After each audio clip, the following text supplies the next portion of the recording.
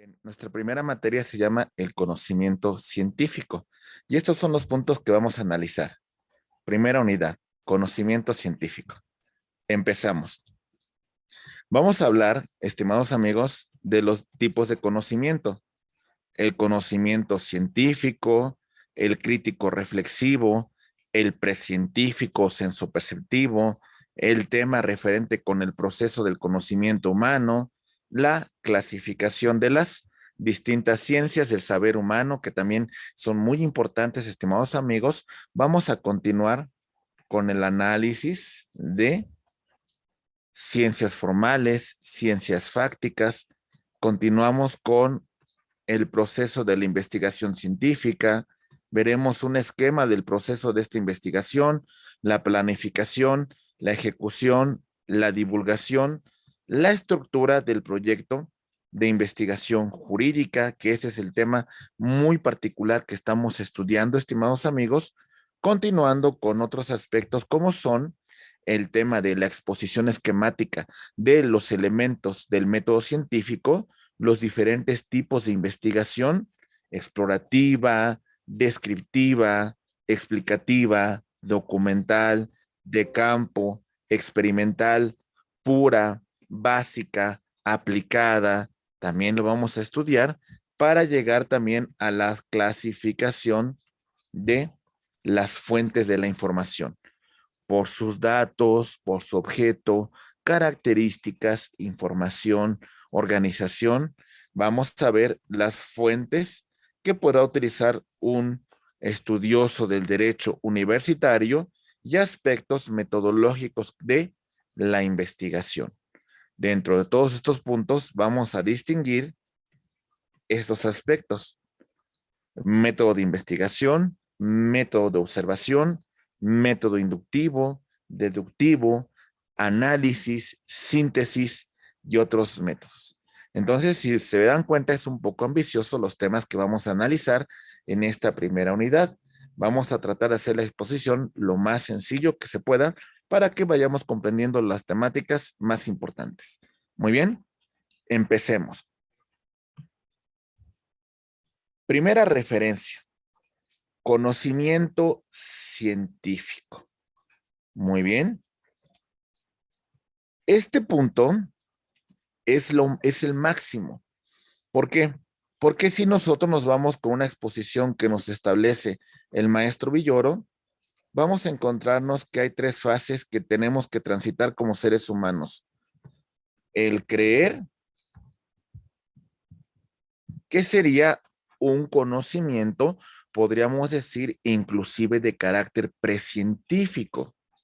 ¿Sale? Después tenemos el saber, que ya implicaría un conocimiento crítico reflexivo, y el conocer, que ahora sí nosotros en este punto ya tenemos una base científica. Este es el conocimiento que nosotros vamos a ir adquiriendo. Y entonces en este primer punto, cuando analizamos nosotros el elemento de el conocimiento científico, vamos a encontrar que buscamos el origen de las cosas, buscamos la explicación, buscamos conocer su naturaleza, conocer su estructura. ¿Y cómo lo hacemos? ¿De forma desordenada? No, esto es sistemático. El conocimiento científico tiene una serie de pasos que nosotros vamos a seguir para llegar a esta tesis, para llegar a comprobar nuestra hipótesis, para formar nuestras teorías. Muy bien. En el conocimiento crítico reflexivo, sobre todo hay un aspecto más de lógica, hay un aspecto más racional. Muy bien, pero es una parte importante, porque entonces ya hacemos una crítica, porque ya nos cuestionamos, porque ya no seguimos dogmas, porque buscamos el origen de las cosas. Y en el prescientífico o senso perceptivo, principalmente se basa en las sensaciones, en los sentidos, en lo que nosotros vemos, nos gusta, no nos gusta, en el aspecto del dogma, la cuestión que no se cuestiona, que no se pregunta, que no se indaga, simplemente se sigue el sentido común y la explicación de las cosas a través de la mitología. Entonces, en estos aspectos, mis queridos maestros, nosotros empezamos a verificar el tema del conocimiento científico con esos aspectos que ya hemos revisado, ¿verdad? El aspecto del origen de las cosas, el aspecto de preguntarnos de una forma sistemática cómo funciona, por qué opera este elemento en este sentido, por qué la construcción de esta sociedad, por qué este tipo de normas. Empezamos con la ciencia. Como mencionamos en el crítico reflexivo, nos cuestionamos, indagamos, verificamos, tenemos dudas. Muy bien. Entonces, estos aspectos, por supuesto que son importantísimos y son la base fundamental bajo la cual nosotros enfocamos este estudio. Muy bien. Ok. Seguimos con nuestro conocimiento, pues sensitivo, este conocimiento sobre las cosas, sobre el mundo que percibimos, un conocimiento meramente empírico. Entonces, ahí están los tres niveles: creer, saber y conocer. ¿Vamos bien? Ok. Continuando con nuestra exposición, vemos nosotros el proceso del conocimiento humano. Cuando somos pequeños, ¿qué tenemos, compañeros? Un conocimiento concreto, sensible. ¿Cómo conocemos el mundo?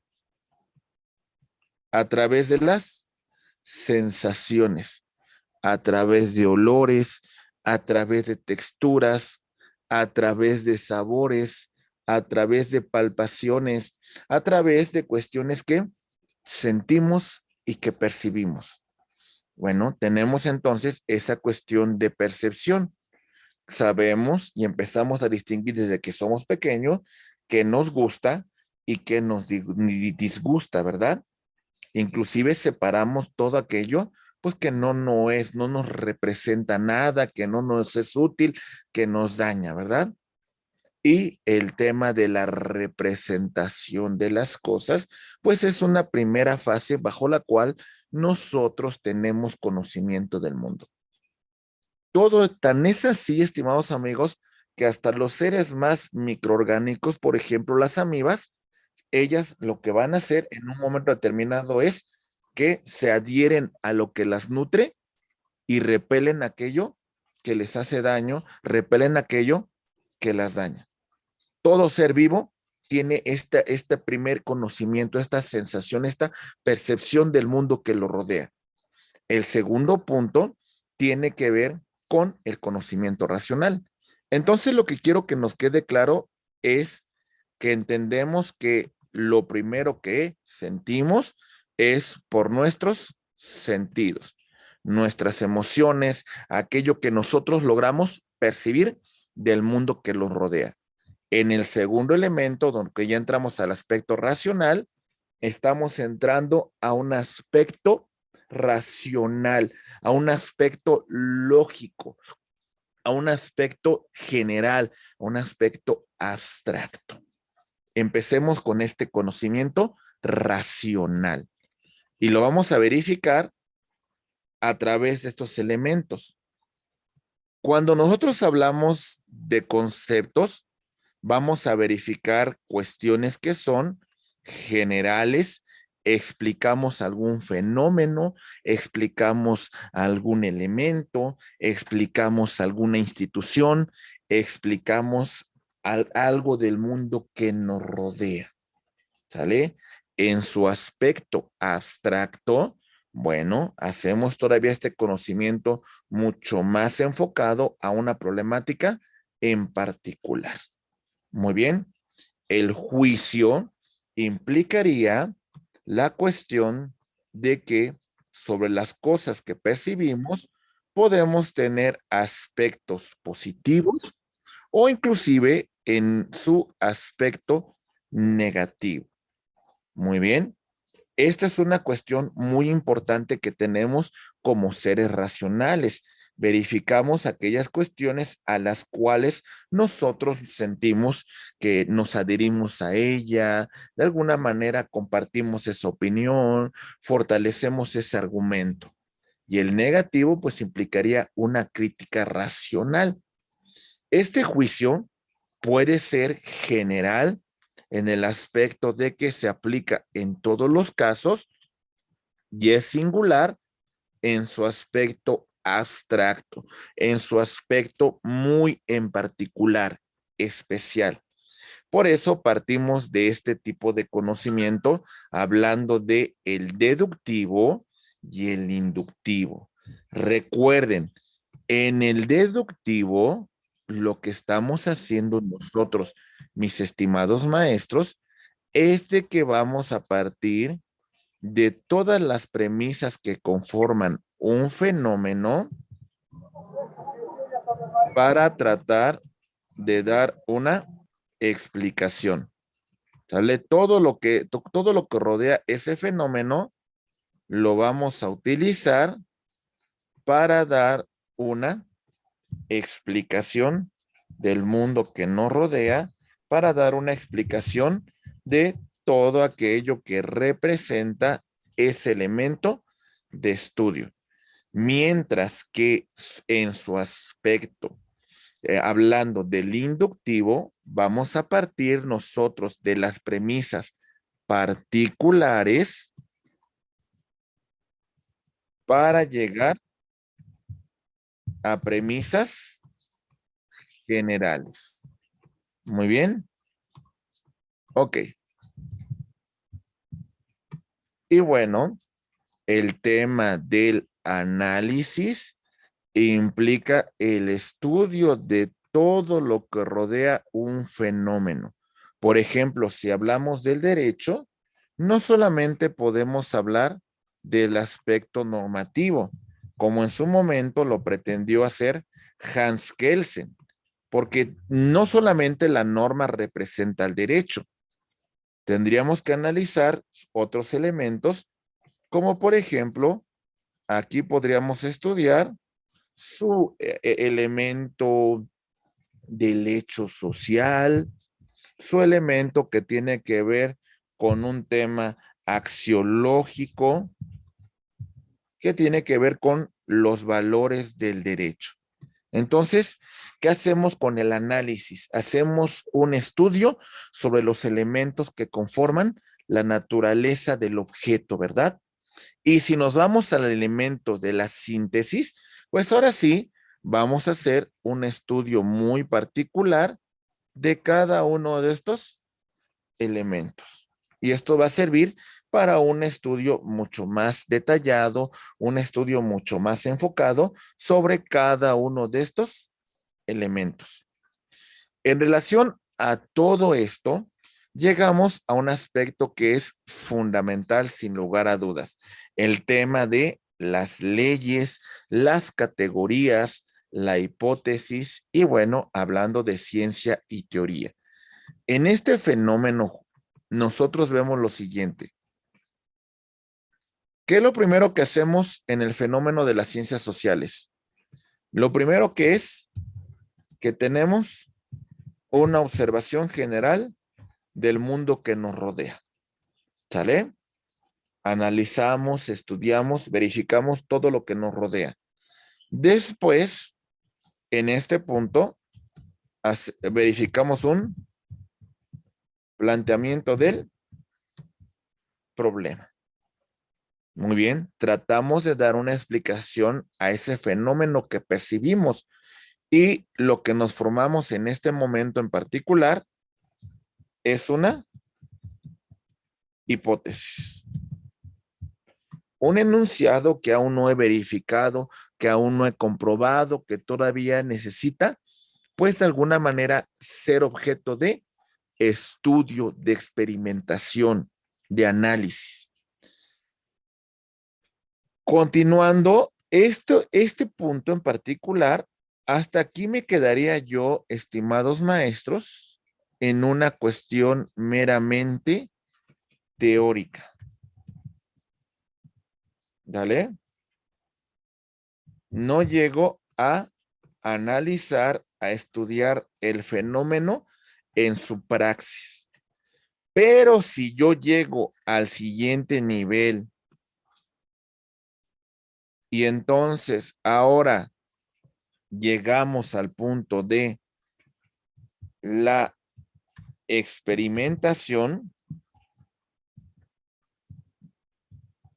muy bien, y posteriormente verificamos la comprobación del resultado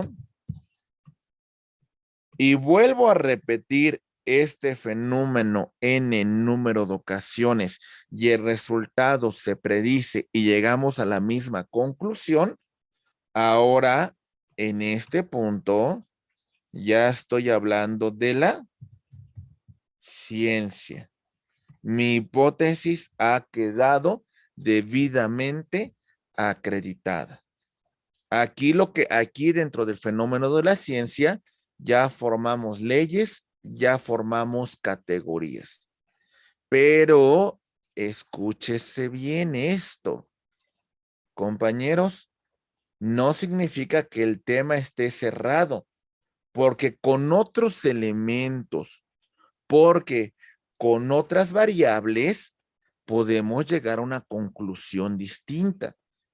En este momento, este es el resultado, pero a lo mejor en un futuro, con otras variables, pues cambiemos este resultado. ¿Lo entendemos, maestros? Entonces, también cuando hablamos de la ciencia, nosotros hablamos del tema de la epistemología. Esto significa que el conocimiento se va a transformar, que al final de cuentas no tenemos verdades absolutas. Ningún científico serio se atrevería a decir que llegamos a un conocimiento absoluto sobre una cosa. Nadie se atrevería a llegar a ese punto. Muy bien. Ok, vamos a continuar. Ahí va. Muy bien. Mis queridos maestros, tenemos estos aspectos muy importantes hasta llegar al tema de la ciencia. Vamos a irlos viendo poco a poco. Por ejemplo, lo primero que señalamos en la primera parte de nuestra exposición, hablamos del conocimiento sensitivo. ¿Qué es lo que hace el pequeño? Con sus sentidos, conoce las cosas, conoce su aspecto superficial. El agua moja, el fuego quema, los objetos puntiagudos son peligrosos, ¿vale? Conoce el mundo, ¿verdad? El perro que ladra es malo, el gato que araña no es bueno. Entonces se empieza a alejar de todo aquello, ¿verdad?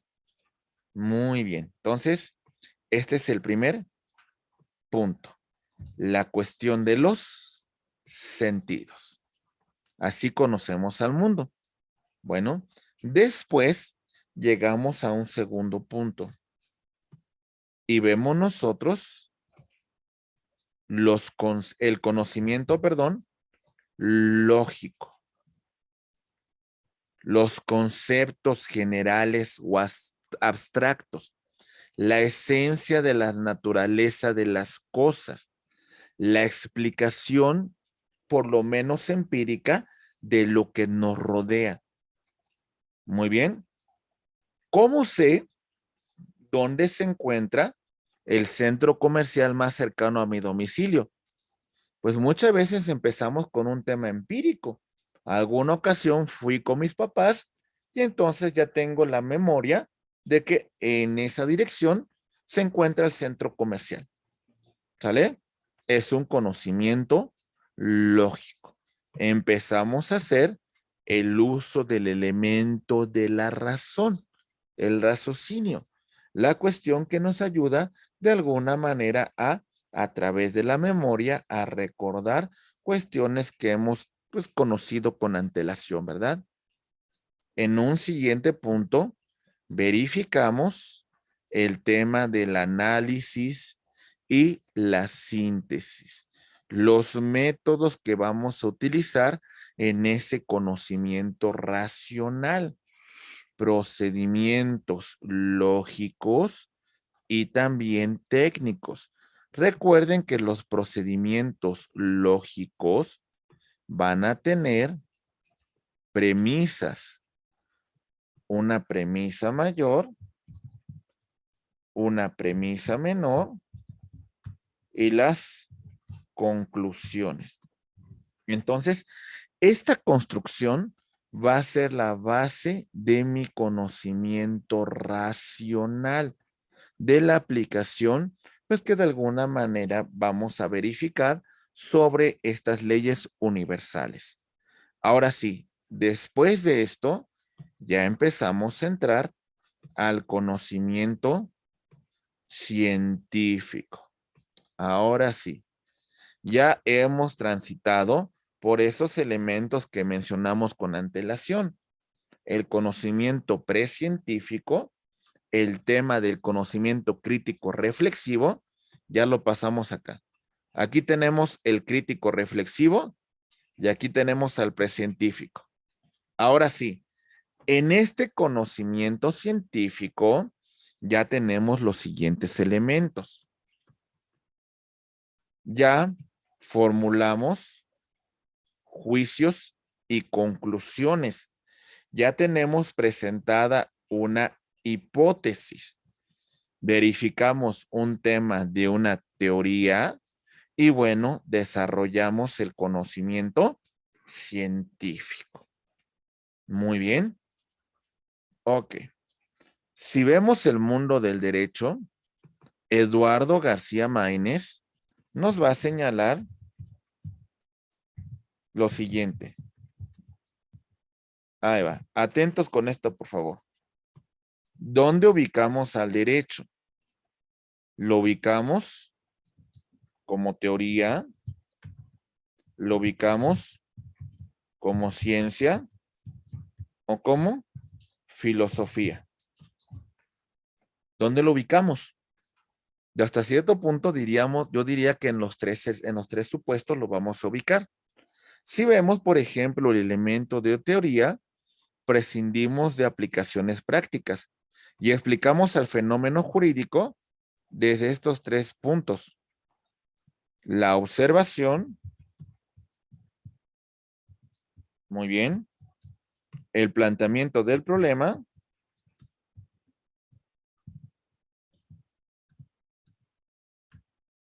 pero me quedo yo en un tema de hipótesis. No llego a más conclusiones. Mi estudio se va a quedar en una teoría. Pienso que de esta manera estudiaría esta problemática en particular. ¿Qué me falta? La aplicación a un terreno práctico. Me falta la utilidad en un aspecto ya fáctico, en un aspecto de la sociedad, en la materialización de esta teoría. Ahí se quedan. Mucho del estudio de la ciencia del derecho se queda en teoría. Y les digo una cosa, no está mal. Es parte de nuestra formación. Es más, les voy a decir una cosa. Cuando estudiamos en la licenciatura muchas de las materias, ¿en qué aspectos se quedaron muchas materias de esas? En teorías. Teoría de los tres círculos, teoría tridimensional del derecho, la teoría del delito, la teoría del caso, etcétera, etcétera. Muy bien. Pero también podemos explicar el fenómeno del derecho desde la ciencia, como ya mencionamos. Todos estos aspectos teóricos ya los voy a llevar a aspectos prácticos. Y entonces ya esta hipótesis la someto a un tema de experimentación. Muy bien.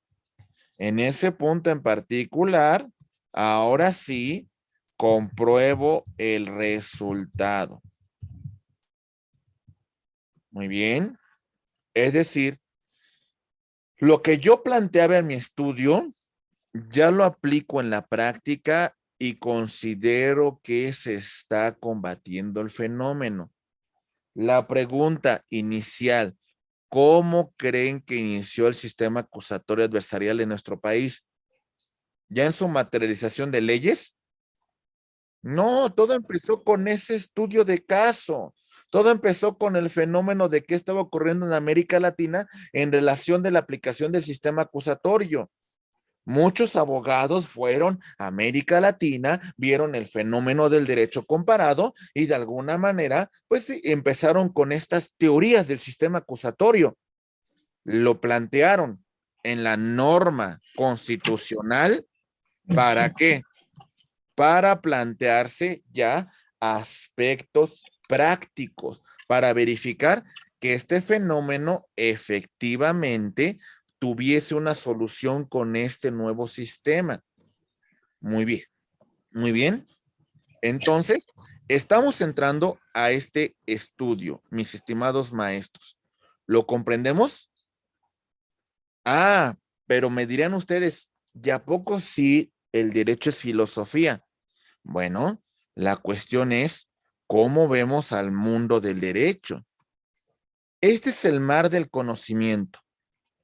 Si nosotros nadamos por encima de la superficie, tengo un conocimiento solamente de ese fenómeno, lo que podemos percibir. Ahí está. Pero lo que hace la filosofía es de que entra al fondo, busca los orígenes, busca el porqué, busca las razones. Y esa cuestión, sin lugar a dudas, es muy importante. Para el filósofo, buscamos el porqué de las cosas. Buscamos el porqué del elemento coactivo del derecho. ¿Por qué el elemento de la justicia? ¿Cuándo una norma es considerada injusta? Bueno, entonces todos estos aspectos, estimados amigos, los vamos a analizar desde esta perspectiva. ¿Lo vamos comprendiendo? ¿Vamos bien? Perfecto. Muy bien. Entonces, partimos de lo que hemos visto. Cuando entramos ya a la parte de este conocimiento de naturaleza racional, estimados maestros, ya estoy entrando a un estudio de caso, ya estoy entrando a una cuestión de análisis, ya estoy entrando a una cuestión de, pues, verificación de mis hipótesis. Y bueno, en la base científica, pues ya verificamos toda esta metodología que hemos venido comentando. Muy bien. Ok. Vamos a clasificar las ciencias en dos puntos muy particular. Las ciencias desde su aspecto formal y las ciencias fácticas. En la ciencia formal vamos a ubicar nosotros estudio muy importante en relación a la filosofía, a la lógica y a las matemáticas. ¿Por qué decimos esto, compañeros? Porque desde este plano nosotros estamos entrando a un conocimiento, pero de símbolos, a un conocimiento, pero de estructuras que no tienen que ver con aspectos fácticos.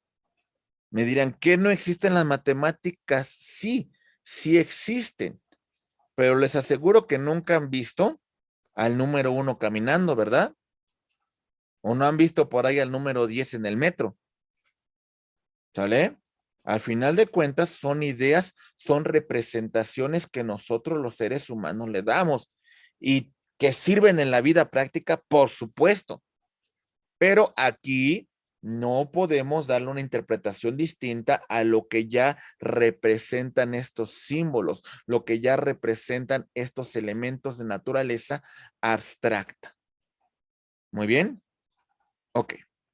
En este punto, también hacemos una clasificación importante.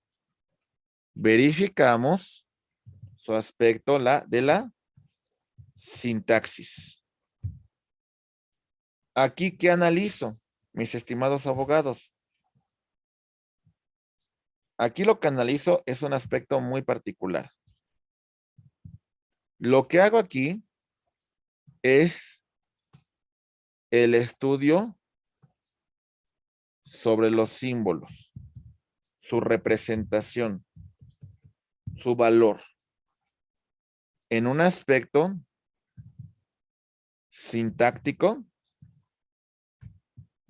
ya entro a un estudio de naturaleza conceptual, ¿sale? Ya le doy un significado. Y en un aspecto que vamos a denominar pragmático, ya verificamos el tema de su utilidad. Muy bien. Ok. Entonces, mencionábamos dentro de las ciencias formales. Por ejemplo, tenemos el aspecto de la filosofía, que estudiamos el origen de las cosas, el porqué del mundo, su naturaleza, los elementos que lo conforman. Los filósofos griegos hacían todas estas interrogantes y trataban de llegar pues a una verdad. ¿Lo comprendemos? Cuando hablamos de la lógica, pues bueno, hacemos la construcción con estos silogismos. Tratamos de dar una explicación racional al mundo que nos rodea.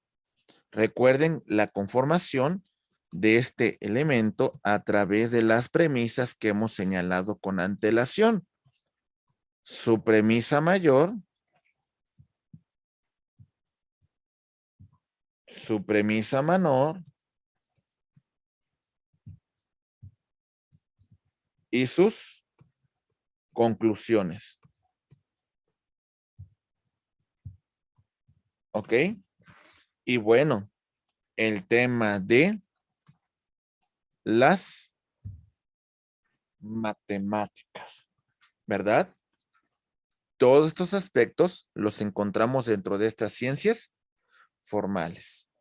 Ahora vamos a llegar a donde pertenece el derecho, a las ciencias fácticas, a las ciencias que estudian el ser, a las ciencias que estudian el mundo que nos rodea.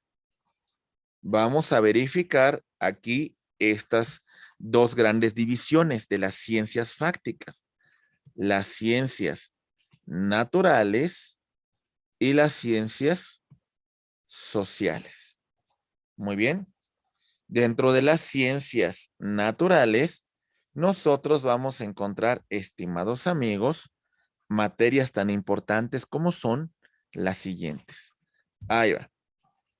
Ahí están las ciencias naturales y tenemos, por ejemplo, el estudio de la biología. Estudiamos a los seres vivos, estudiamos su naturaleza, estudiamos su composición. Bien, maestros. Pero también tenemos otra materia como es la química, su estructura atómica, los elementos que la están conformando. Y siempre conformando estos elementos, vamos a llegar a el mismo resultado.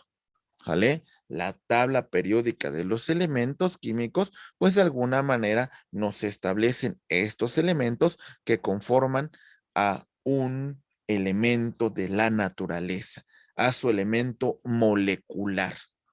También vamos a verificar el tema de la física, ¿sale? El tema que tiene que ver con velocidad, con aceleración, con cuestiones que tienen que ver con temas de distancia y demás estudios que la física nos va a ayudar a comprender.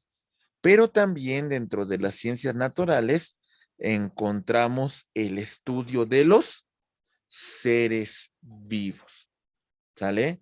De los animales, no solamente en el reino de los animalia, sino también estudiamos la flora y la fauna. Verificamos también otra ciencia que es la medicina. Ayuda a que el ser humano viva en plena armonía, pues sensorial. Ayuda a aliviar sus malestares, sus dolencias, toda esta problemática y además alargar la vida. Esto se lo debemos a la medicina. Y también, por ejemplo, tenemos el tema de la botánica, ¿verdad? Analizamos las propiedades de las plantas y los beneficios que éstas pueden traer a los seres humanos, de forma muy general, ¿verdad? Y tenemos, por ejemplo, el estudio de las ciencias sociales, aspectos tan importantes como tenemos aquí nosotros a nuestra ciencia, ¿verdad? Al derecho. En este aspecto vamos a revisar otras disciplinas como son las siguientes. Ahí va. Empezamos entonces con el estudio de las ciencias sociales. ¿Y qué vemos aquí? La antropología. Estudiamos a los seres humanos del pasado. Estudiamos sus costumbres. Estudiamos de alguna manera cómo vivían, de qué se alimentaban, ¿vale? Cómo evolucionaron. Ahí los tenemos en la antropología. Si queremos conocer sus ciudades, si queremos conocer su estructura orgánica, si queremos conocer con quién comerciaban, qué desarrollaban, pues bueno, verificamos el tema de la arqueología. Muy bien. Pero también podemos tratar de conocer al ser humano desde su problemática, al ser humano desde el conflicto, al ser humano desde su convivencia con otros seres humanos, desde el tema de regular su conducta, que lo hacemos a través del derecho. Muy bien. ¿Qué más verificamos, maestros? Bueno, verificamos otro aspecto muy importante, como es el tema del estudio de la crisis, del estudio de las necesidades, del estudio de la carencia, que es por la economía. Porque si tuviéramos productos en abundancia, riqueza en abundancia, requerimos de la economía, para nada, ¿verdad? Los productos son inagotables, pero como no lo son, bueno, es importante el tema de la economía. Bueno, queremos predecir cuestiones sociales, queremos predecir cuestiones del empleo, cuestiones de la pérdida económica, cuestiones de la población, cuestiones del crecimiento. Bueno, entonces vamos al tema de la estadística, ¿vale? ¿Ok? Perfecto. Ahora, si yo entro al tema del lenguaje humano, al tema de su evolución, al tema de la estructura lingüística, pues bueno, voy a estudiar el tema de la lingüística para así conocer el origen de la lengua, la comunicación del ser humano. Voy a verificar cómo transmitir el conocimiento. Voy a verificar el tema de cómo voy a yo a aportar a las nuevas generaciones el conocimiento que es tan importante, ¿verdad? Entonces verificamos el tema de la pedagogía. Quiero entrar al estudio del psique, del intelecto, de la cuestión interna del ser humano, entonces voy a entrar al aspecto de la psicología. Muy bien. Si analizo el aspecto del hombre en sociedad como un ser político, el Estado, las instituciones y demás, pues hablo de la política, ¿verdad? Y por supuesto también el estudio de la sociología dentro del ser humano contemporáneo con el grupo social al cual pertenece. Muy bien. Entonces, sí nos quedó claro, estimados maestros, todos estos aspectos que hemos venido comentando. ¿Vamos bien? ¿Sí? Muy bien. Entonces, distinguimos estas dos clasificaciones de la ciencia. Ciencias formales y ciencias fácticas. Continuando con nuestro estudio, vemos lo siguiente. ¿Qué es lo que hacemos dentro de la ciencia del derecho? Bien, el derecho se divide en ramas y las ramas tienen su distinta especialización. Yo no puedo conocer el aspecto del derecho desde su generalidad. Si yo voy a entrar a un estudio científico, voy a entrar a un punto en particular, a una rama en particular y a una materia muy en particular. Entonces, ¿qué hacemos? Partimos por nuestro tema y áreas de estudio. Lo que va a hacer el científico del derecho dentro de estos aspectos que venimos mencionando es que ubicará mi tema.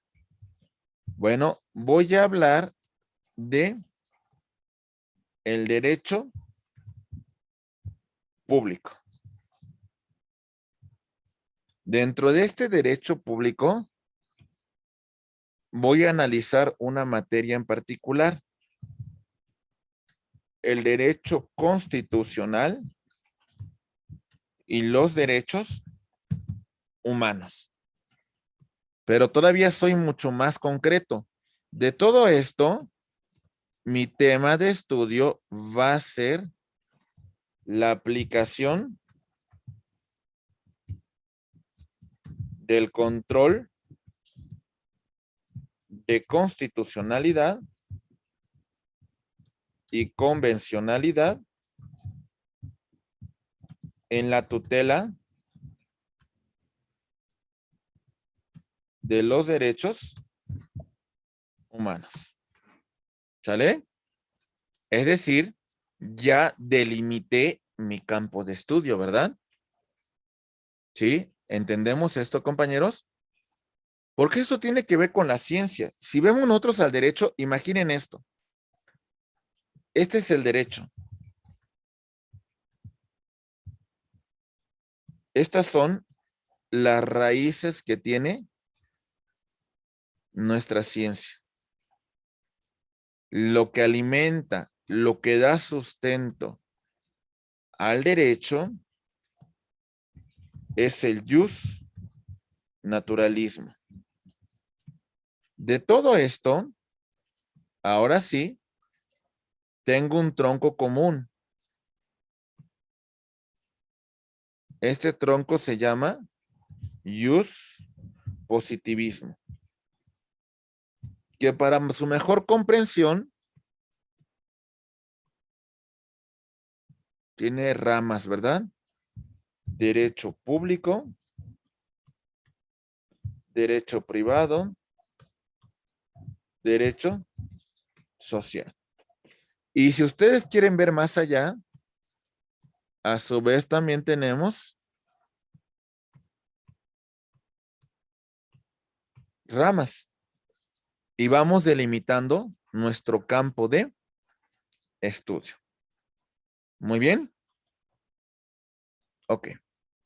¿Preguntas? ¿Todo bien, compañeros? Muy bien. De todo esto,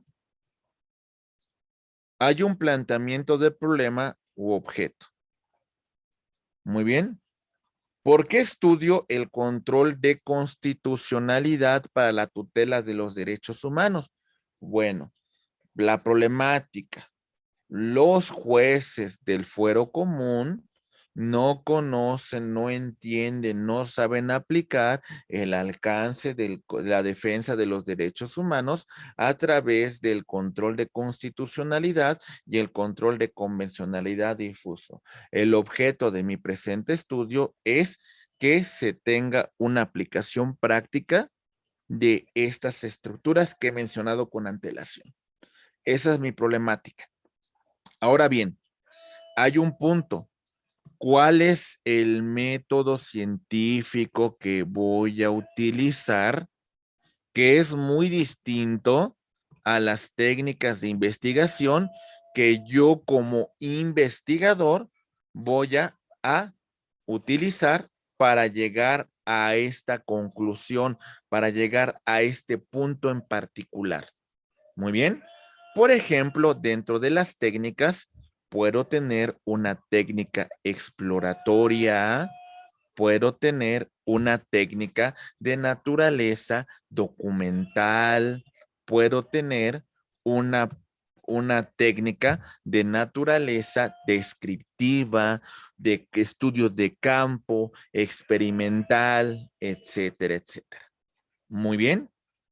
De todo esto, me voy a formar una hipótesis. Toda esa hipótesis va a pasar por un campo de examinación, de verificación y se comprobará o no el resultado. Mis estimados maestros, ¿esto tiene aplicación práctica en un caso en particular? La respuesta es sí, totalmente.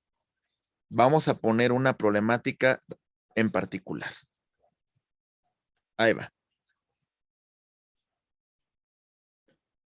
Primer supuesto. Imaginemos que tenemos una noticia criminal. Muy bien. Presentamos nuestra noticia criminal ante la fiscalía. Lo primero que va a hacer la fiscalía es una observación de lo que le estamos planteando, de lo que en este momento está conociendo. En esa observación verificará y dice la fiscalía, bueno, de estos elementos, pues encuentro que se ha vulnerado la norma jurídica y la conducta del sujeto activo está encuadrando con este supuesto, con esta conducta que es contraria a derecho. Muy bien. Entonces, empiezo a formular, para este planteamiento, yo ya tengo esta trilogía de investigación que me está presentando mi investigador fáctico, que es la policía de investigación, mi investigador científico, que son mis servicios periciales, y yo como investigador jurídico. De todo este estudio que ya estamos delimitando, hago un planteamiento, una hipótesis. Mi hipótesis pudiese consistir en solicitar formulación de imputación, solicitar la vinculación a proceso. En su caso, si no tengo un detenido, solicitar se gire una orden de aprehensión en contra del sujeto activo, o también, ¿por qué no decirlo? Un criterio de oportunidad, o también el no inicio de una investigación, porque no encuentro elementos que sean suficientes para determinar que se ha cometido un delito. En el caso de que yo determine formular imputación, entonces mi hipótesis va a pasar a un tema de experimentación, a un tema de contradicción, a un tema de confrontación en una causa penal, porque no me dirán que la causa penal no tiene que ver con un aspecto científico, con un aspecto de valoración, o no me digan que no es así, porque sí lo es. El problema es que nos hemos dejado de llamar científicos para convertirnos en técnicos. El problema es de que hoy en día lo más importante es decirle al joven abogado, apréndete este procedimiento y no te preguntes el por qué. Apréndetelo tú, esto es lo más importante. Pero como no le enseñamos ciencia, entonces lo que hace es que, pum, prácticamente se va así en fila, hacia un procedimiento. Pero no, tenemos que entrar al aspecto científico. Y de todo esto, compañeros, pues el resultado, cuando se dicte sentencia, va a ser que se compruebe o no mi hipótesis. Si mi hipótesis es comprobada como fiscalía, la sentencia va a ser condenatoria. Si mi hipótesis no es comprobada, si mi hipótesis es refutada, si hay un tema de contradicción, pues bueno, entonces mi hipótesis no será verificada. ¿Lo comprendemos, mis estimados maestros? ¿Vamos bien? ¿Sí o no? Maestro. Muy bien. Entonces, vamos a continuar. Ahí va. De todo esto, mis queridos maestros, verificamos el tema de el proceso de la investigación científica. Vamos por partes. Empecemos con el tema de la planificación. ¿Qué hacemos en esta planificación? Lo que recomendaría a todo científico serio es selecciona tu tema, revisa cuáles son las obras bibliográficas más importantes que hoy puedes consultar sobre ese tema, ¿sale? Consulta a expertos, a especialistas, pero no te quedes con ese aspecto teórico. También verifica el campo en el mundo real.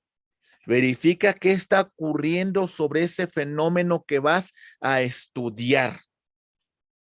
¿Sale? ¿Ya identificaste el problema? Bueno, ahora sí, ya vete a estudiarlo.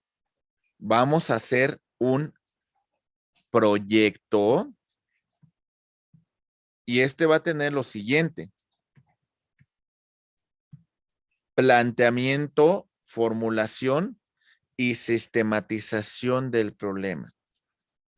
Toda tesis profesional a nivel licenciatura, maestría y doctorado, toda investigación científica seria inicia con esto. Vamos a hacer un planteamiento del problema. ¿Cuál es el fenómeno que estoy verificando y cuál es la problemática que este fenómeno genera? Señalo los objetivos de mi investigación. ¿Hacia dónde quiero llegar? Pues a combatir esta problemática, ¿verdad? A combatir el fenómeno de la corrupción, a combatir los feminicidios en México, a combatir la impunidad, a combatir de que las carpetas de investigación no lleguen a una conclusión, a verificar la efectiva tutela de los derechos humanos. Podrían ser varios los objetivos. Bueno, justifico mi investigación. ¿Por qué considero que es importante el tema que estoy presentando? Bueno, considero que es importante porque no hay un estudio de fondo, considero que es importante porque se ha dejado de lado algunos aspectos, considero que es importante porque no se ha aplicado efectivamente la tutela de derechos humanos en el fuero común y en el fuero federal, etcétera, etcétera. ¿Qué antecedentes tengo para verificar todo esto que he señalado? Bueno, es de que se han presentado caso A, caso B, caso C, en la cual ha habido esta vulneración de derechos y no ha sido aplicado este ejercicio de control de convencionalidad. Muy bien. ¿Qué teorías voy a aplicar? Porque también hay muchos otros científicos que ya han escrito sobre el tema. Y en base a estos científicos, voy a soportar mi investigación. ¿Vale? Partimos también de un sistema conceptual. Analizo los conceptos, analizo las definiciones en relación al tema de estudio. ¿Cuál es mi hipótesis, sus variables e indicadores? ¿Cuál va a ser mi nivel de investigación? ¿Meramente teórica o práctica? ¿Qué método de investigación voy a utilizar? ¿Científico? ¿Qué técnicas de investigación? ¿Vale? Después de todo esto, empezamos con el capitulado de toda nuestra investigación. Hay que señalar los puntos de estudio. Muy bien. Ahora bien, pregunta seria. Recursos humanos. ¿Tengo alguien que me ayude con esta investigación? ¿Qué recursos materiales tengo? Porque también sin estos recursos, pues no puedo iniciar una investigación. Tendré muy buenas intenciones, pero no tengo recursos. Les platico de mi experiencia en la universidad. Cuando concluí, siempre tuve la intención de hacer tesis profesional. Siempre fue así. No cambié de perspectiva, a pesar de que podía optar por otra opción. Entonces, después de la universidad, bueno, desde antes laboré un tiempo y ahorré una lana.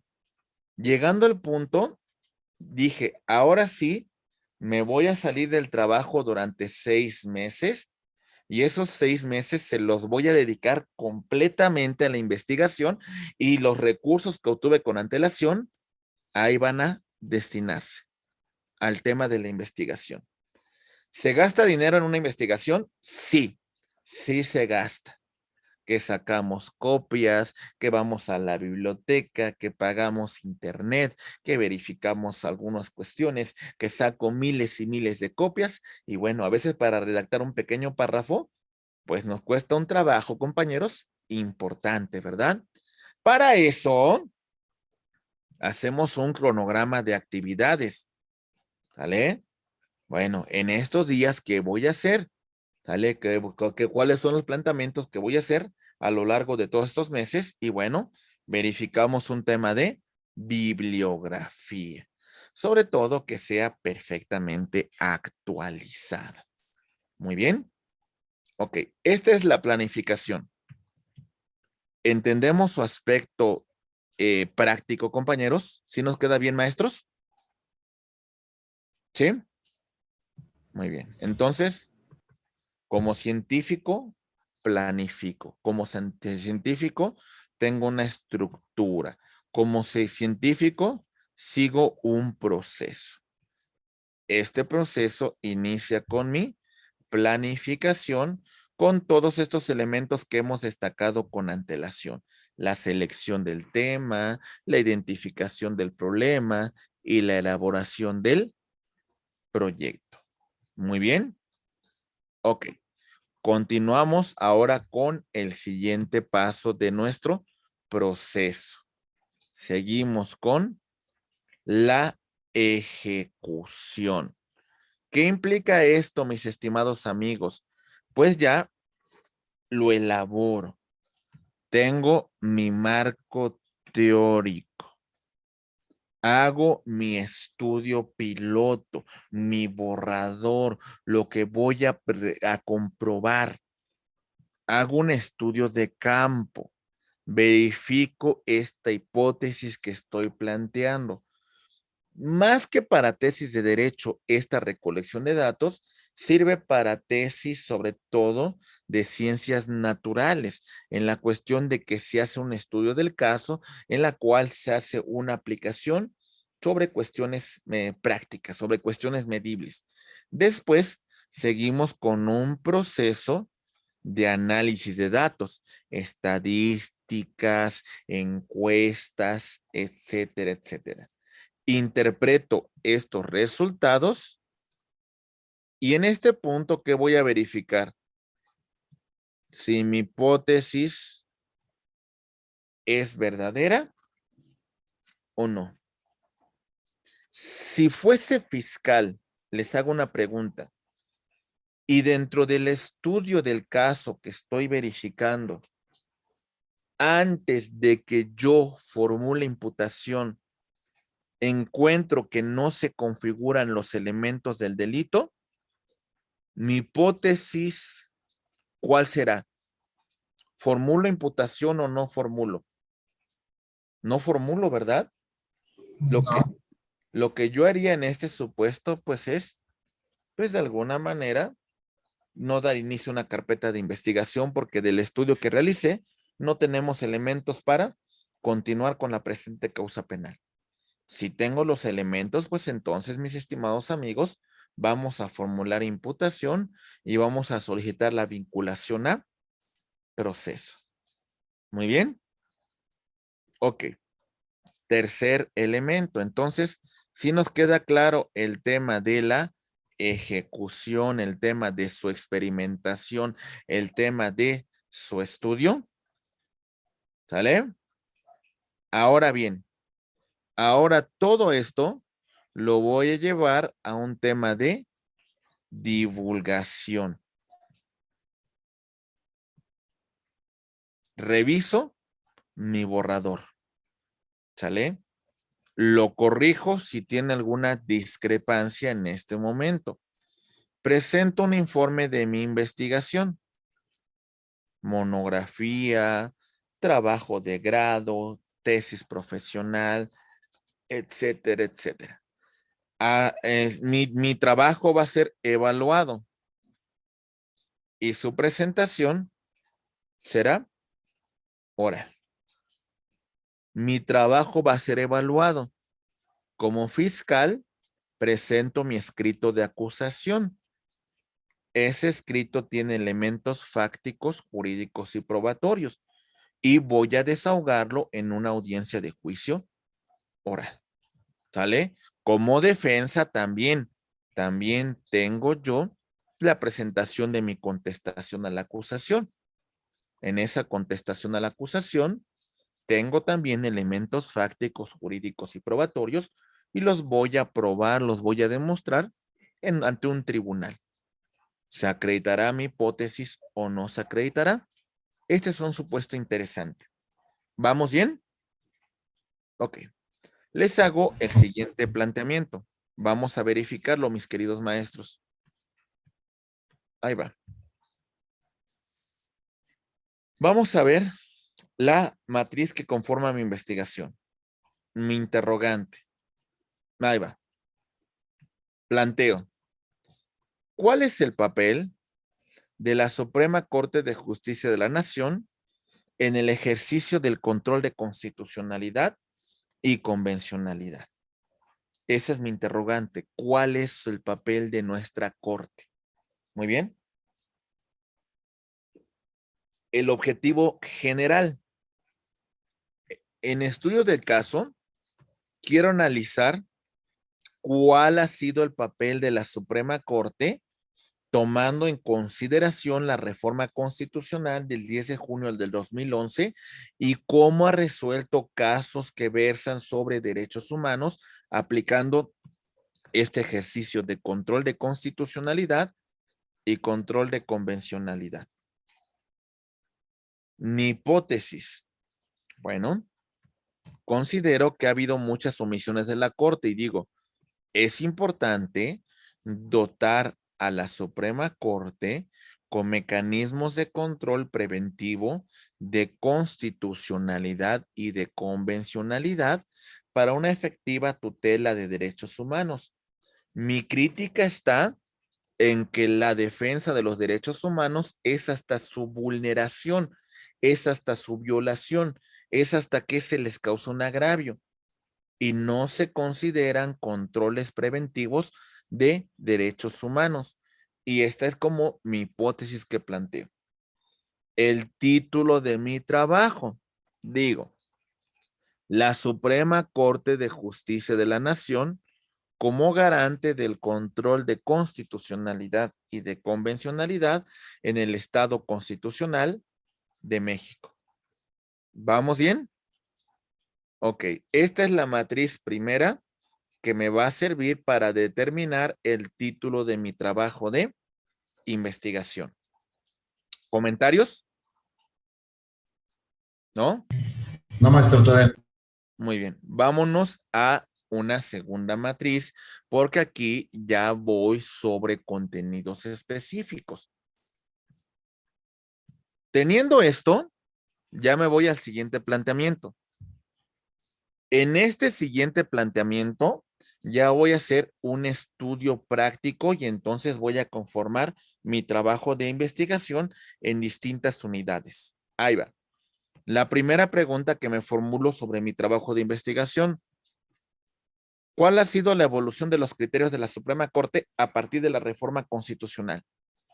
Objetivos específicos. Describo la importancia de la reforma constitucional para la defensa de los derechos humanos. Entonces, el capítulo primero, ¿sobre qué va a versar, compañeros? La reforma constitucional y su implicación en la defensa de los derechos humanos. ¿Sale? Me enfoco ese punto en particular. Segundo capítulo. ¿Cuáles son los modelos y las principales características de los medios de control de constitucionalidad? Analizo los principales modelos de control de constitucionalidad que se encuentran vigentes en nuestro país. Y entonces el capítulo 2 se intitulará Los medios de control de constitucionalidad y su clasificación. Tercer punto, verifico el alcance del control de convencionalidad de conformidad con los criterios que emanan de la Corte Interamericana de Derechos Humanos. E indico cuáles son las principales características del control de convencionalidad de conformidad con la jurisprudencia de la Corte Interamericana de Derechos Humanos. Y en el capítulo 3 analizo alcances del control de convencionalidad de conformidad con la jurisprudencia de la Corte Interamericana de Derechos Humanos. Muy bien.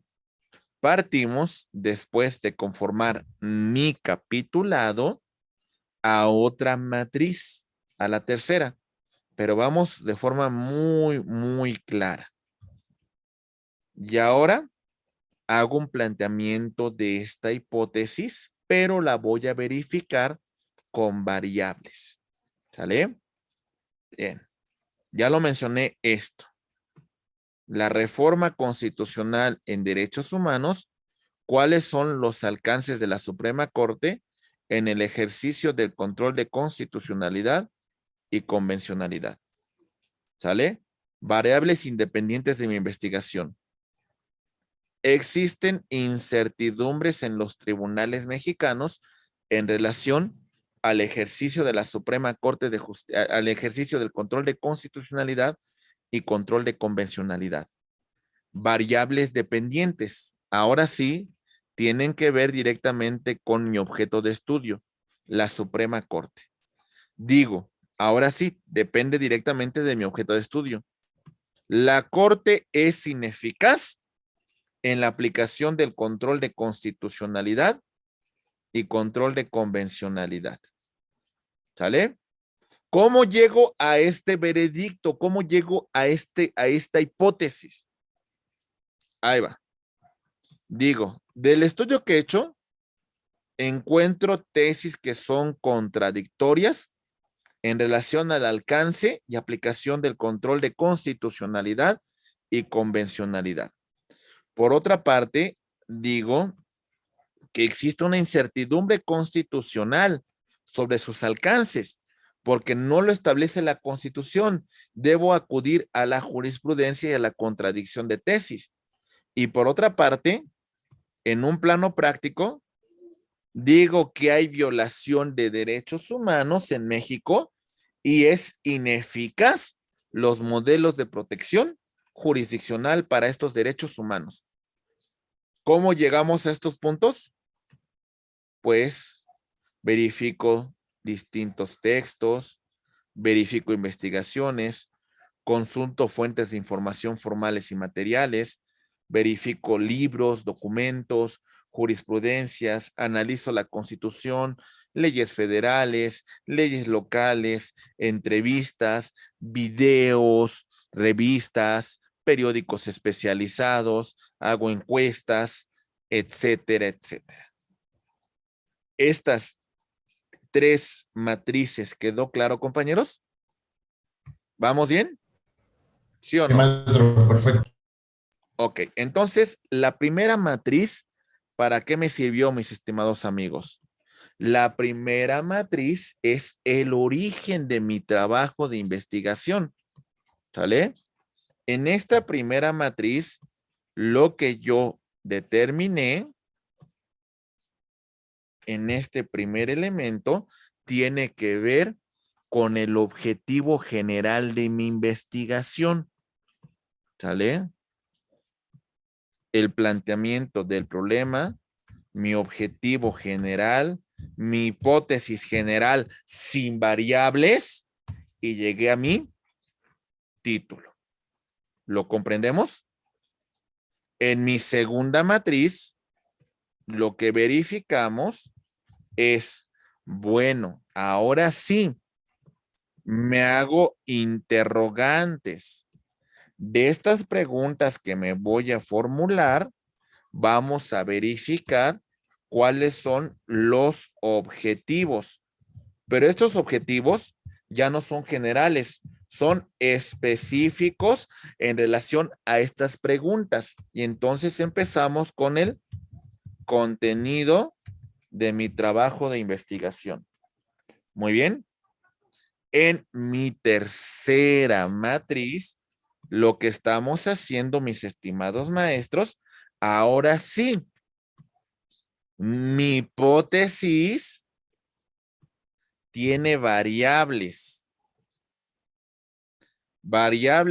independientes y variables dependientes. Para llegar a este punto, tengo indicadores. ¿Vale? Y bueno, señalo las fuentes que he consultado para llegar a estas conclusiones. ¿Está claro? ¿Vamos bien? Ok, muy bien. Ahí va. Atentos. Esto más o menos es la estructura de un proyecto de investigación jurídica. Su capítulo primero normalmente va a ser la problemática, su planteamiento del problema. Esto van a ser los puntos que ustedes van a abarcar en su capítulo primero. Su planteamiento, la formulación, van a sistematizar su problemática, señalarán los objetivos de la investigación y la justificación del problema. Su capítulo segundo abarca el marco teórico, los antecedentes de su investigación, las bases teóricas, definición de términos, formulación de hipótesis y la presentación de variables e indicadores. Su capítulo tercero va a ser un capítulo donde van a verificar ustedes un marco metodológico, nivel de investigación, una investigación práctica, una investigación teórica, una investigación que busca la solución de una problemática, los métodos de investigación que van a utilizar, ¿sale? Van a hacer encuestas, van a hacer algún censo. ¿Qué técnicas o instrumentos de investigación van a utilizar? ¿Y cómo van a tratar esta información? ¿Sale? Todos estos aspectos son muy importantes en este capítulo tercero. Después tenemos un capítulo cuarto. Este capítulo cuarto normalmente va a ser de aspectos administrativos, índice y contenido del trabajo, recursos humanos, materiales y financieros, cronograma de actividades. Y por último tenemos la bibliografía, los anexos y los apéndices. ¿Sale? Anexos que por obvias razones no voy a transcribir en mi trabajo de investigación, pero no lleguemos a excesos. Alguna ocasión vi una tesis profesional que el alumno colocaba dentro de sus anexos el marco normativo que soportaba su tesis. Y entonces, ¡fum!, pegaba como anexo toda la Constitución. ¡Fum!, pegaba como anexo todos los documentos que consultó. Y digo, esto es una exageración porque una tesis que tenía 100 hojas de contenido se convirtió a 1000 hojas por los anexos que agregó. ¿Sale? Por obvias razones es innecesario su repetición. Muy bien. Ok. Entonces, estos son los elementos que tenemos que tomar en consideración sobre nuestra investigación. Tenemos una exposición esquemática de los elementos que opera el método científico, los conceptos y las definiciones generales del fenómeno que estudiamos, la presentación de la hipótesis, el estudio de las variables dependientes e independientes y los indicadores, como ya lo hemos citado en este punto en particular. ¿Estamos de acuerdo, compañeros? Ok. Método de investigación. Les hago una pregunta. ¿Hablamos de ciencias formales o hablamos de qué tipo de ciencia estamos hablando, compañeros? O fácticas. ¿De qué ciencia estamos hablando en nuestro campo de estudio? ¿Cuál les comentaba? ¿Maestros? Fácticas. Fácticas. Fácticas. Serían Fácticas. fácticas. Fácticas. Muy bien. De lo que hemos visto dentro de las ciencias fácticas, dividimos dos grandes campos, naturales o sociales. ¿Dónde las ubicamos? Sociales. Sociales. Muy bien. Y vamos a hacer un estudio muy particular sobre el derecho, aunque podría ser nuestro trabajo de investigación multidisciplinario. Y a lo mejor abarco la ciencia del derecho, pero ¿qué creen? También voy a entrar a temas de estadística y voy a entrar a temas de estudios de sociología, cuestiones que versan sobre problemática que tiene nuestra sociedad contemporánea. ¿Vale? Entonces, ahí verificamos esto. ¿Lo vamos comprendiendo, compañeros? Muy bien. Sí. Seguimos. Sí. Ahí va. Ahora vamos a ver los diferentes tipos de investigación, que no lo confundamos con el método científico. Estos son los instrumentos bajo los cuales se va a apoyar el investigador para la verificación de su estudio. Ahí va. Vamos a clasificarlos. Atentos, por favor. Tenemos, por ejemplo, un nivel de investigación u objetos internos. Bien. Exploratoria. ¿Para qué me sirve una investigación exploratoria?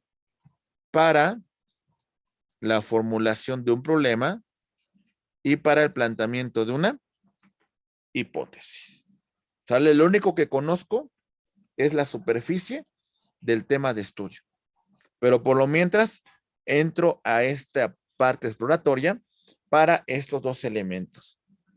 Después, ahora sí, verifico estadísticas, verifico las variables de mi hipótesis y las correlaciono. Entro a un tema de investigación de naturaleza, pues, descriptiva. ¿Entendemos ese segundo punto, compañeros? Ya formulé mi hipótesis en el segundo aspecto. Ya veo las variables dependientes de mi hipótesis y las independientes y las voy a correlacionar. Explicativa. Siguiente punto en particular. Hago un estudio de comparación, hago un estudio de caso o realizo de alguna manera una aplicación experimental sobre la problemática que estoy haciendo. Por ejemplo, una tesis de ingeniería no se tendría que quedar en un mero aspecto descriptivo, tendría que entrar a un aspecto experimental. Muchas tesis de derecho se van a quedar en un aspecto descriptivo. ¿Se entiende, compañeros? A menos que nuestra tesis pueda pasar a un proceso legislativo y que la tomen en consideración para la aplicación de un modelo en particular. Por lo mientras podrá quedar en un aspecto meramente descriptivo. ¿Entendemos esas tesis? Una tesis de medicina normalmente ¿en qué aspecto tiene que llegar? Experimental. ¿Descriptivo o explicativo? Explicativo. Exactamente. ¿Por qué?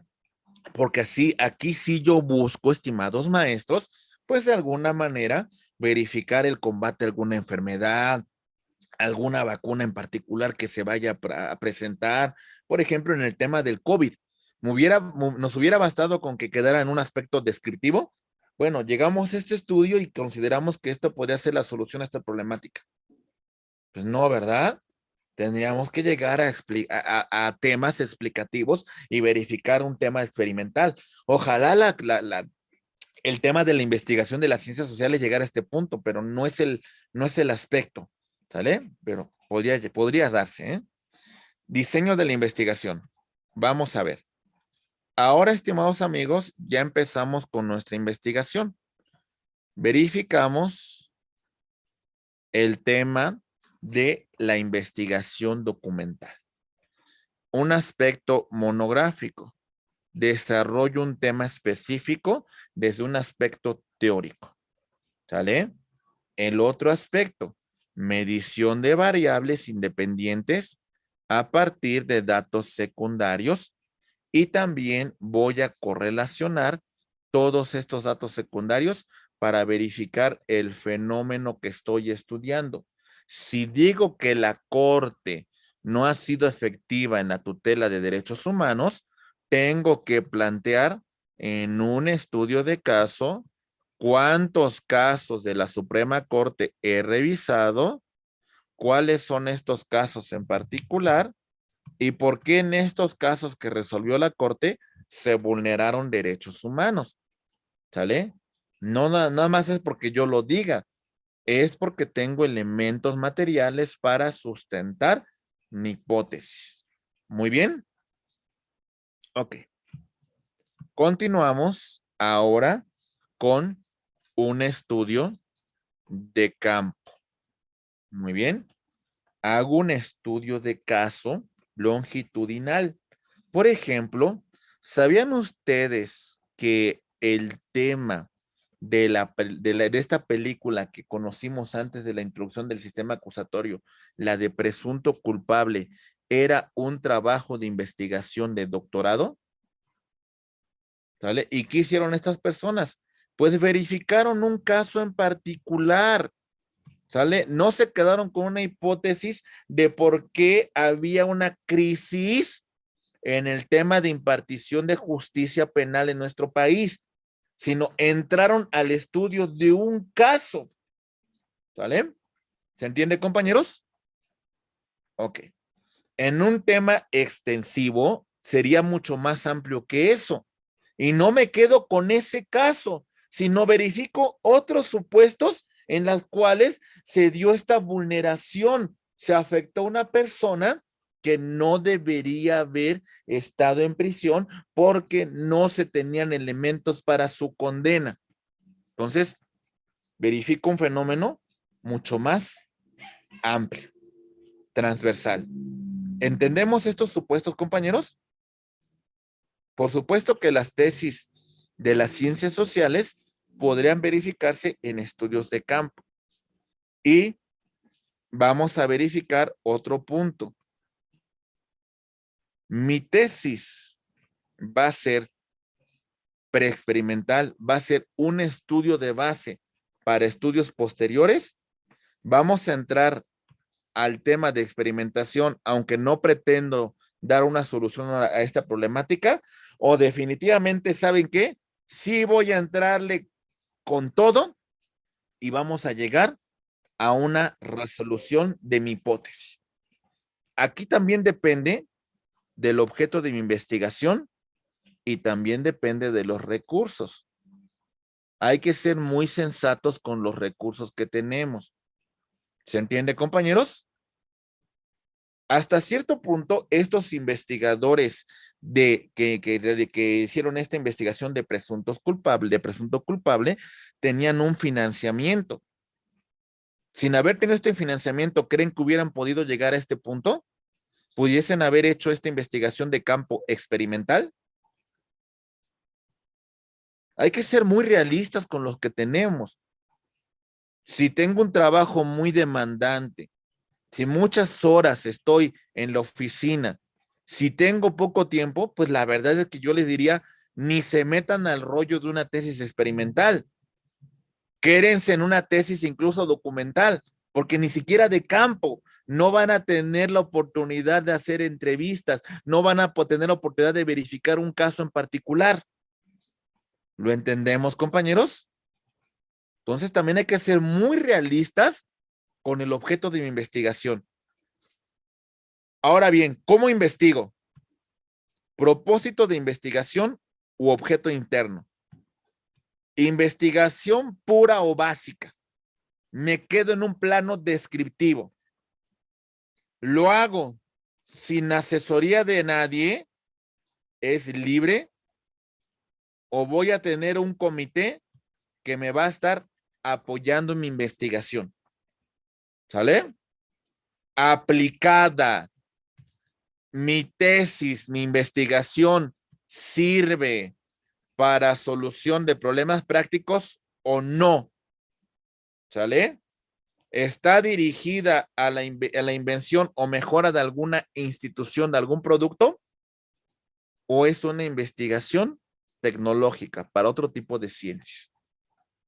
¿Vale? A ver, mi tesis pura o básica. Nada más describo el fenómeno. Está mal esta institución. No funciona porque estos casos me dicen que no funciona. Bueno, ya hice la crítica. La aplicación. Ah, pero vamos a solucionarlo haciendo esta reforma. Pero vamos a solucionarlo creando esta institución. Pero vamos a solucionarlo verificando este estudio en particular. ¿Se entiende, mis estimados maestros? ¿Vamos bien? Ok. ¿Alguna duda sobre todos estos elementos que hemos venido destacando? Muy bien. Ok. Seguimos. En base a todo esto que estamos argumentando, mis estimados maestros, tenemos el tema de la clasificación de las fuentes de información. La fuente primaria es la que consultamos de forma directa, la evidencia que nosotros mismos percibimos, los datos que nosotros mismos estamos constatando. Muy bien. Las fuentes secundarias las realiza una persona que estuvo en el lugar donde ocurrieron los hechos. No me constan a mí, pero le constan a esa persona. ¿Se entiende?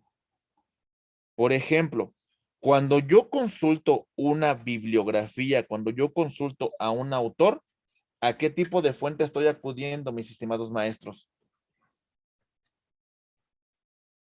¿A qué fuente? Primarias. ¿Cuál sería? Secundaria. ¿Segurísimos? Secundaria. Es una fuente secundaria. Podrá ser un Secundaria. argumento de autoridad, pero a mí no me está constando. A mí me lo está diciendo una persona que realizó el estudio. Yo no lo hice. ¿Sale? Podrá ser un argumento de autoridad, pero no es mi estudio en particular. ¿Sale? Y la terciaria, pues todavía es mucho más lejana. Alguien que no le consta, le dijeron, le comentaron, le escuchó que eso ocurrió. pero a él no le consta. Terciaria. ¿Vamos bien? Por ejemplo, una prueba confesional, ¿de qué tipo sería? ¿Primaria, secundaria o terciaria? Sería primaria. Primaria, porque son las propias partes que tienen esta problemática.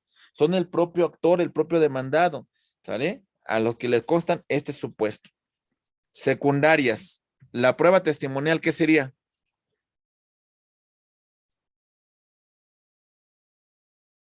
¿Una prueba?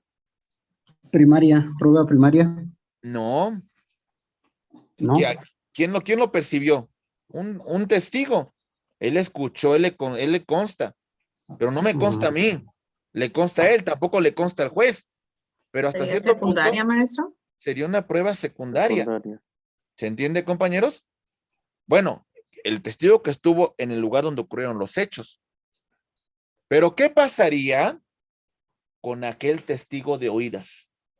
Le dijeron, escuchó, le comentaron. ¿En qué se convertiría? ¿En una terciaria? Por supuesto. Es así ya totalmente mucho más alejado, ¿verdad?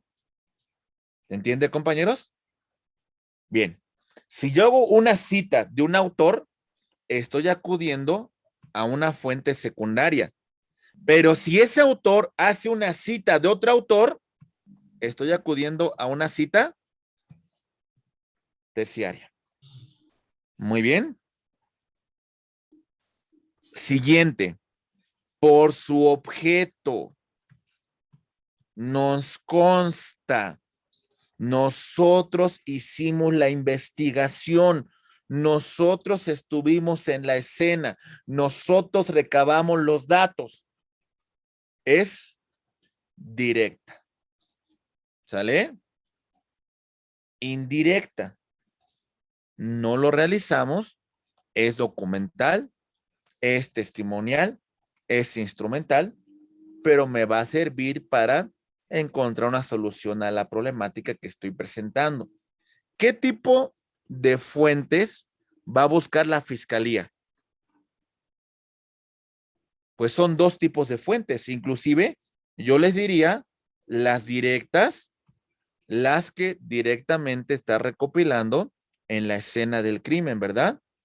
Hace el embalaje correspondiente, hace su cadena de custodia y va a determinar si la integra o no una carpeta de investigación.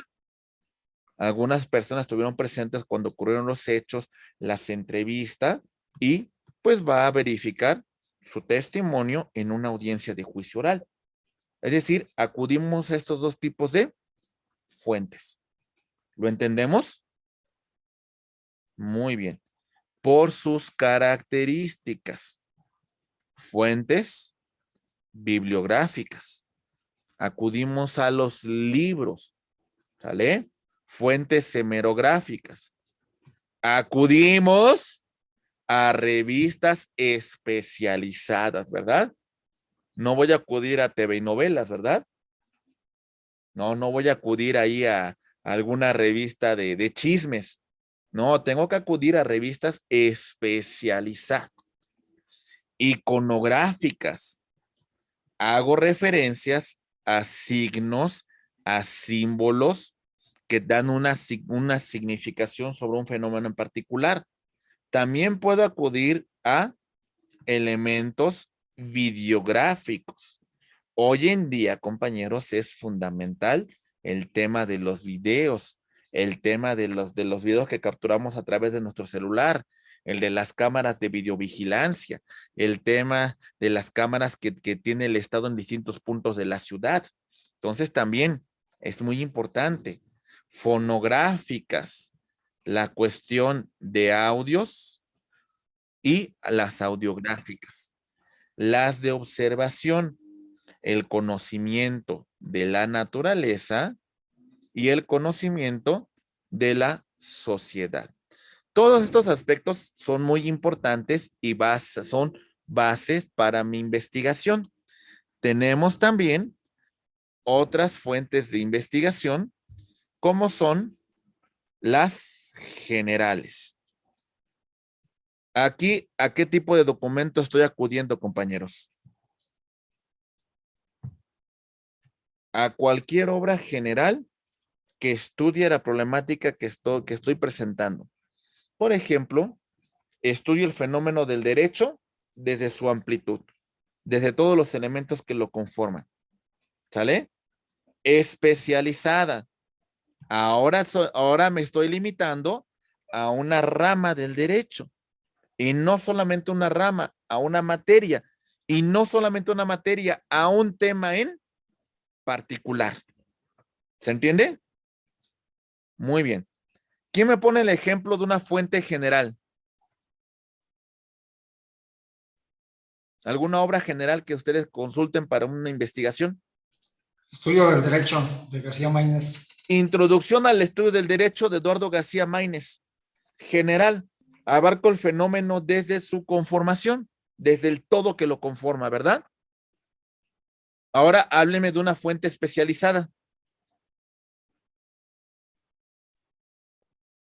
Lineamientos elementales de derecho penal. Fernando Castellanos Tena. Aunque pudiese ser general dentro del fenómeno del derecho penal, más especializada todavía aún. O sea, sí, ya lo está usted delimitando un poco más a la ciencia del derecho penal, pero vámonos a un punto más específico. A lo mejor mi objeto es, voy a presentar una causa penal en una controversia de esta naturaleza. Mi fuente especializada, a lo mejor podríamos acudir a algún autor que tenga alguna obra sobre la audiencia en particular que voy a ventilar. ¿Sale? Ya lo estoy todavía delimitando aún más mi objeto de estudio. Porque sí puede ser especializada, mi estimado maestro, en el tema de que usted está acudiendo ya a una materia muy particular, ya a un estudio muy determinado sobre la ciencia del derecho penal. Si su estudio es meramente descriptivo sobre el derecho penal y se va a quedar en ese aspecto, considero que sí pudiese quedar como una fuente especializada, porque usted no va a hacer más allá que señalar el concepto de derecho penal y los elementos que lo conforman, nada más. No va a entrar usted más allá. Pero si usted va a utilizar ese estudio para la solución de un caso en particular, ahí sí creo que todavía tendría que ser más especializado su estudio. Muy bien, maestros. ¿Vamos Maestro, bien? ¿pudiera ser un ejemplo las medidas cautelares de Camilo Constantino Rivera? Si su tema en particular versará sobre la aplicación práctica del tema de las medidas cautelares, entonces usted está acudiendo a una fuente especializada, porque se está limitando únicamente a ese punto en particular. ¿Se entiende? Muy bien. ¿Sale? Depende de su investigación, si es aplicada o es meramente descriptiva. Ambas se encuentran perfectamente bien delimitadas. Por su información. A ver, aquí critico a muchos que dicen que solamente fuentes actualizadas. Si yo voy a recurrir a un marco histórico, si yo voy a recurrir a los antecedentes, pues las clásicas son fundamentales, ¿verdad? ¿Se entiende? A ver, vamos a poner un ejemplo. Vamos a hacer un estudio del derecho civil y quiero partir desde el tema de las obligaciones. Y a lo mejor yo parto desde el origen de las obligaciones en el derecho romano. Y me voy al digesto para analizar este concepto de obligaciones que nos daba Ulpiano, ¿verdad? ¿A qué fuente estoy acudiendo? A una fuente clásica, ¿verdad? A una fuente antigua. Muy bien. Pero a lo mejor quiero entrar a la última reforma que se realizó sobre el tema de el procedimiento que debemos de seguir para hacer efectivas las obligaciones y acudo al proyecto del nuevo Código Nacional de Procedimientos Civiles. ¿A qué tipo de información estoy acudiendo? Actualizada. Actualizada, ¿verdad? ¿Vale? Muy bien. Por ejemplo, si analizáramos el fenómeno del sistema acusatorio adversarial pero desde su creación, la reforma constitucional de 2008, ¿a qué fuente tendría que acudir? Clásicas. Clásicas, ya. Antigua. Ya si son del 2008, 2009, 2010, 11, 12, 13, 14, 15, 16, ya hablaríamos de fuentes Actualizadas. clásicas, ¿eh? No, clásicas, ¿eh? Ya de alguna manera ya hablamos de que es un sistema que ya tiene algunos años. Por eso llamarle nuevo es un error. Ahí empezamos. Ah, pero quiero conocer el fenómeno del sistema acusatorio de hoy en día, pues yo diría que hasta los últimos 3 años, 2020, 21 y 22, para encontrar una fuente, pues de alguna manera bastante actualizada. Por su organización, estimados maestros, vamos a acudir a bibliotecas, hemerotecas, archivos, centros de documentación, información, museo, audiencia de carácter docente. También como docentes puedo plantear mis propias clases que he dado como una parte de una investigación, ¿verdad? Y señalar, bueno, este punto lo analicé en tal materia y considero que tiene una aplicación práctica. Muy bien. ¿Lo vamos comprendiendo, mis estimados maestros?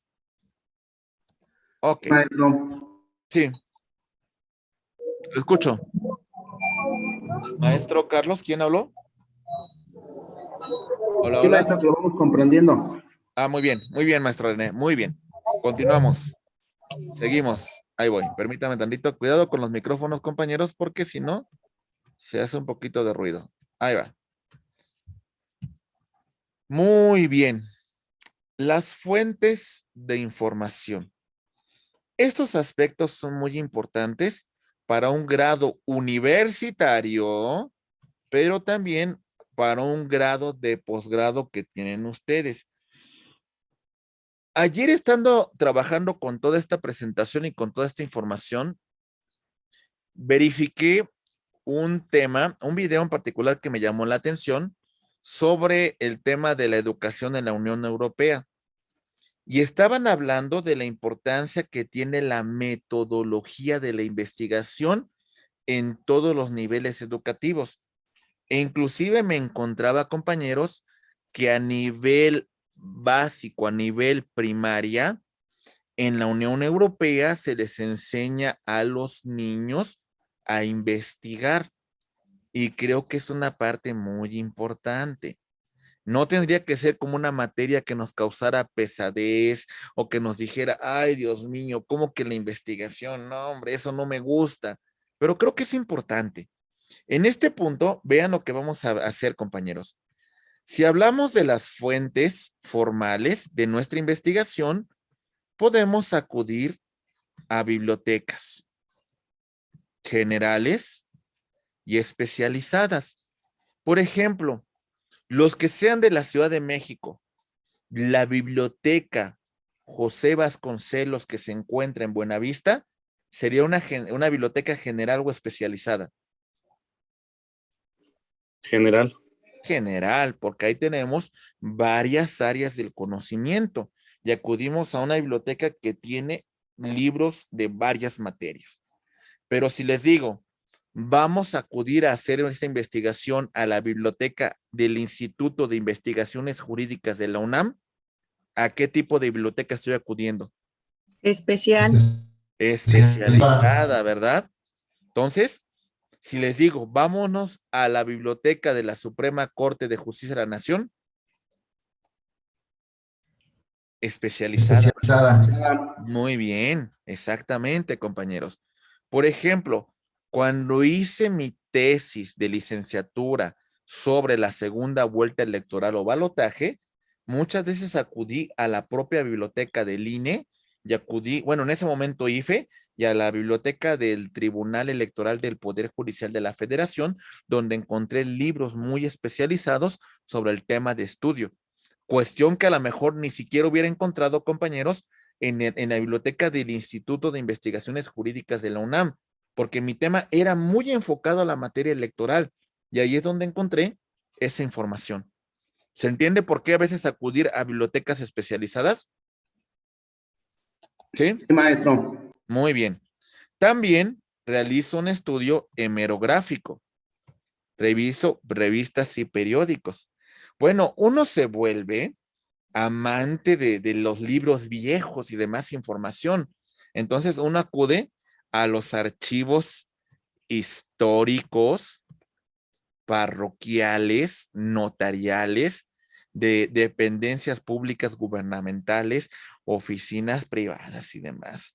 A mí me fascinó cuando hice mi trabajo de investigación ir al Archivo General de la Nación en el Palacio Negro de Lecumberri. Era prácticamente disfrutar de ese día, estar en esa investigación y de verdad que se disfruta mucho la consulta de esos libros, la consulta de esos periódicos, la consulta de esos documentos. Y si son investigadores del CONACYT con un grado, pues de alguna manera, no me acuerdo qué nivel, pero ustedes pueden consultar directamente en sus propias manos documentos históricos y pueden ustedes palparlo con sus propias manos con las debidas medidas de seguridad que tienen estos documentos históricos, ¿verdad? Muy bien. También acudimos a centros de documentación para que pues hagamos nuestra investigación de campo, unidades receptoras de clasificación, algunos requerimientos de estudios, etcétera, etcétera. Me dirán ustedes, ¿realmente mi investigación se podría hacer en museos?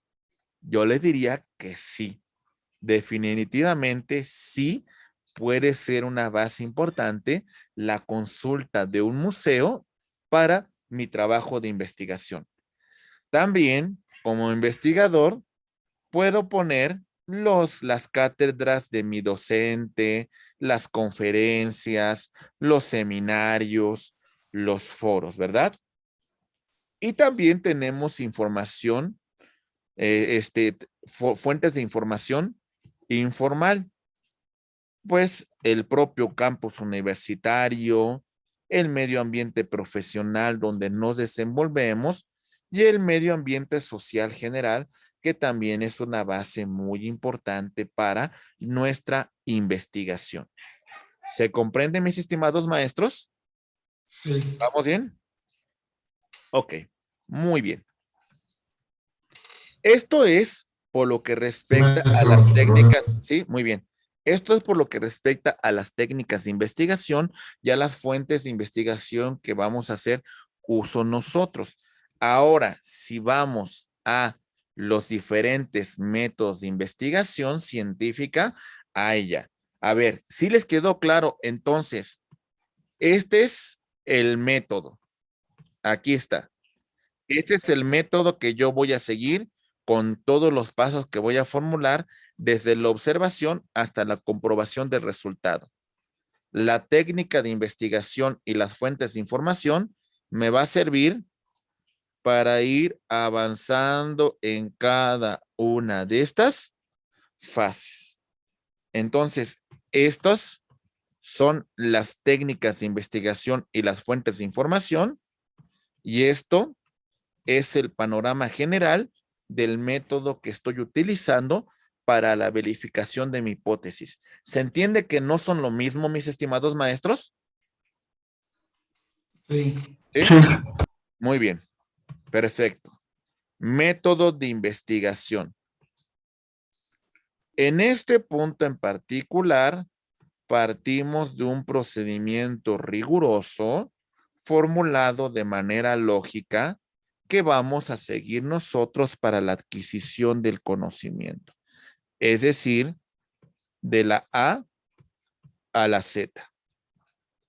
Yo tengo que seguir este procedimiento con este rigor que estamos señalando para verificar nuestro resultado. Ya mencionamos la observación, el planteamiento del problema, la formulación de una hipótesis, ¿sale? El tema de la experimentación, la comprobación del resultado y regresamos al mismo punto y si en el número de ocasiones llegamos al mismo resultado, entonces hablamos de el proceso científico. Muy bien. Ok. Método de observación. En este punto, verifico el tema de el proceso del conocimiento. Vamos a verificar los rasgos existentes del fenómeno que estoy verificando y en este punto verifico el objeto del conocimiento. Vamos a hacer una observación práctica, una observación de campo, vamos a aplicarlo a un caso concreto. Muy bien, entonces me soporto en estos dos tipos de método de investigación. También llegamos a un tema del método inductivo.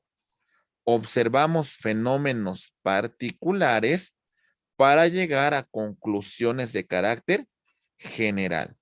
¿Vale? Hago mi investigación analizando todos estos objetos particulares para que del estudio que hago de toda esta sistematización, yo llegue a premisas de naturaleza general.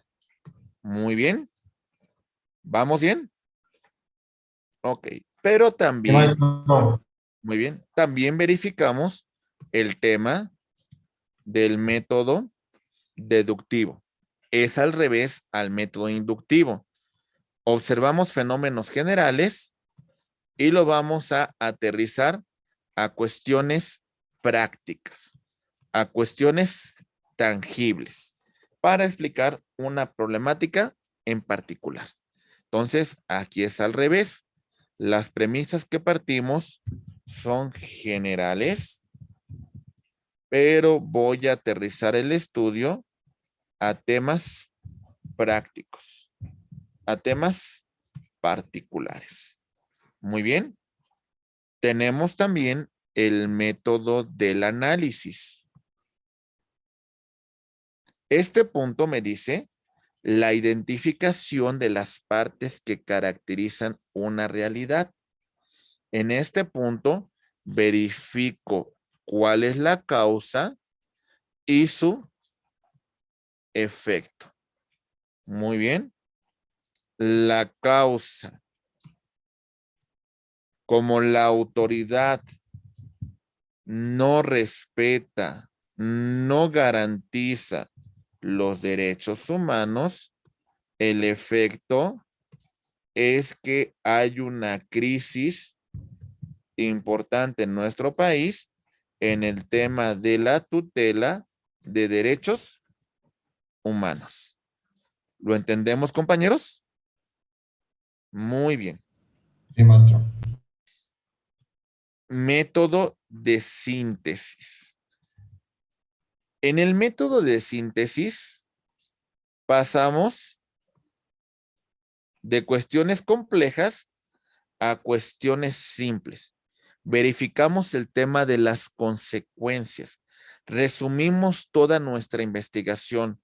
Lo aplicamos a cuestiones muy, muy prácticas.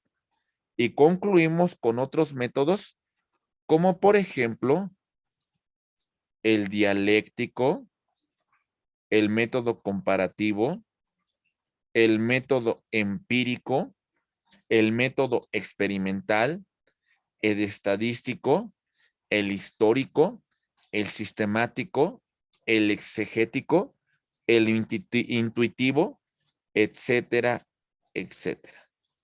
Muy bien.